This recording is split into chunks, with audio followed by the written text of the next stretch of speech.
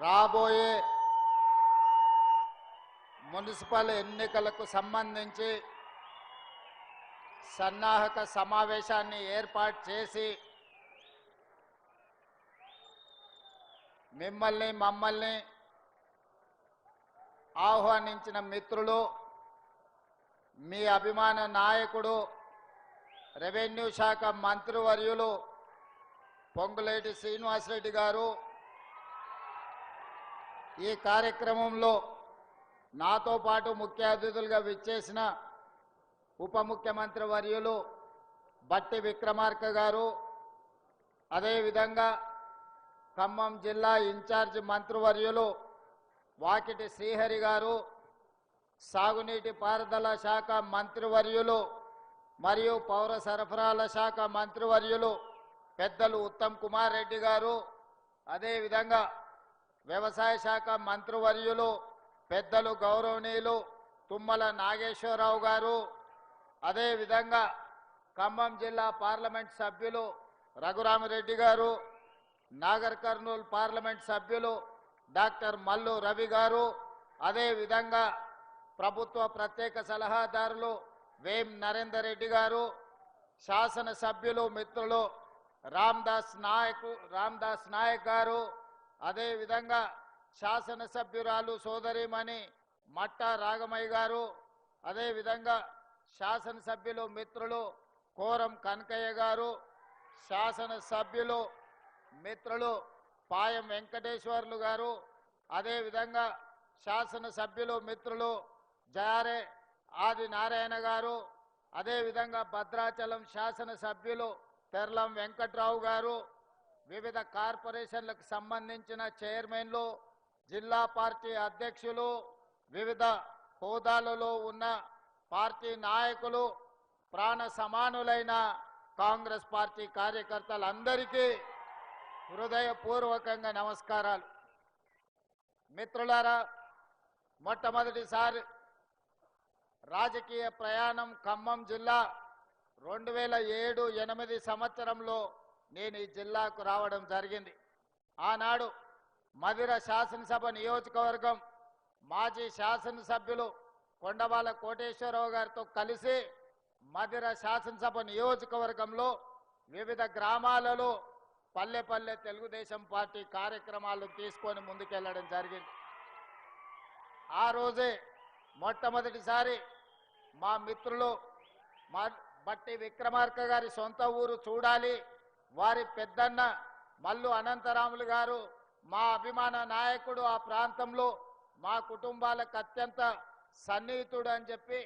ఆ గ్రామాన్ని చూడాలన్న ఆసక్తితో స్నానాల లక్ష్మీపురం 2007-8 సంవత్సరంలో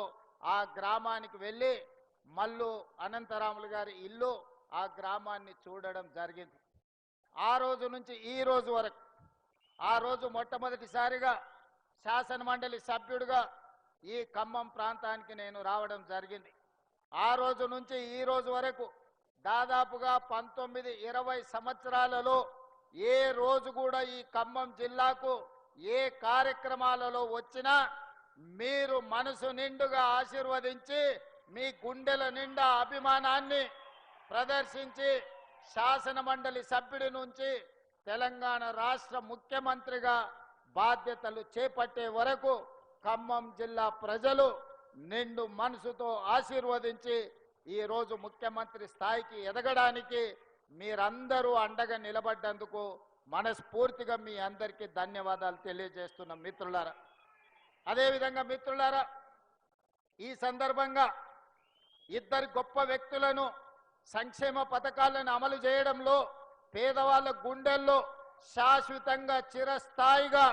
వాళ్ళ పేర్లు నిలిచిపోయినాయి. వాళ్ళ ఇద్దరిని ఈనాడు మనం స్మరించుకోవాల్సిన అవసరం ఉన్నది. అందుకే ఈనాడు ఈరోజు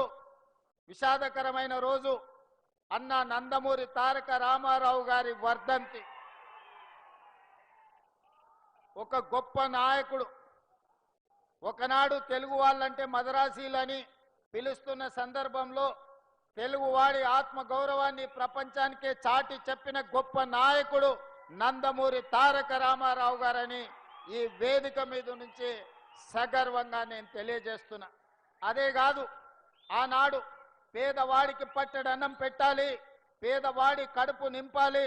పేదవాడి కళ్ళల్లో ఆనందం చూడాలి అని ఆనాడు 2 రూపాయలకే కిలో బియ్యం పథకాన్ని ప్రవేశపెట్టి ప్రతి పేదవాడికి తెల్లన్నం తినే అవకాశం ఆనాడు పెద్దలు తారక రామారావు గారు అవకాశం ఇచ్చారు. ఈనాడు ఆ రోజు ఎన్టీ రామారావు గారు ప్రవేశపెట్టిన 2 రూపాయల కిలో బియ్యం పథకాన్ని ఈరోజు ఉత్తమ్ కుమార్ రెడ్డి గారు పౌర సరఫరాల శాఖ మంత్రిగా బాధ్యత చేపట్టిన తర్వాత ఈ పథకాన్ని ఇంకా వినూత్నంగా పేదలకు అందుబాటులోకి తీసుకెళ్లాలి అని దొడ్డు బియ్యం కాదు సన్న బియ్యం ఇవ్వాలి, నాణ్యమైన బియ్యం ఇవ్వడం ద్వారా ప్రతి పేదవాడి కడుపు నింపాలి అని ఈరోజు రాష్ట్రంలో 3,17,00,000 మందికి ప్రతి వ్యక్తికి 6 కిలోలు ఉచితంగా సన్న బియ్యం పథకాన్ని ప్రవేశపెట్టి ఈరోజు ప్రతి పేదవాడిని కడుపు నింపాలి, ప్రతి పేదవాడి ఆకలి తీర్చాలి అని ఈ పథకాన్ని కొనసాగిస్తున్నాం. గత ప్రభుత్వంలో మీకు తెలుసు, రేషన్ కార్డు రావాలి అని అంటే ఉన్నోళ్ళు ఎవరన్నా చనిపోవాలి అనే పరిస్థితి ఉండే. కానీ మన ప్రభుత్వం వచ్చిన తర్వాత ప్రజా పాలనలో లక్షలాది రేషన్ కార్డులు పేదవాళ్ళకు అందించి ఆ రేషన్ కార్డులు ఇచ్చిన ప్రతి వాళ్లకు సన్న బియ్యం పేదవాళ్లకు తీసుకొచ్చి ఇచ్చి పేదవాడి కడుపు నింపే ప్రయత్నం మన ప్రభుత్వం చేస్తున్నది.